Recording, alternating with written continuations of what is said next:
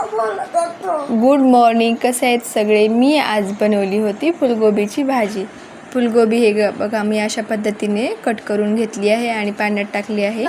आणि मी एका कढईमध्ये तेल गरम करून मी त्यामध्ये जिरे, लसूण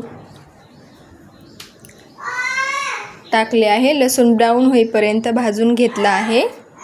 नंतर मी त्यामध्ये कढीपत्ता टाकला आहे. कढीपत्ता टाकल्यानंतर मी स्वच्छ धुतलेली फुलगोबी टाकली आहे आणि 5 मिनिट चांगलं फ्राय केलं आहे. हे बघा अशा पद्धतीने. नंतर मी त्यामध्ये मसाले ॲड केले आहेत.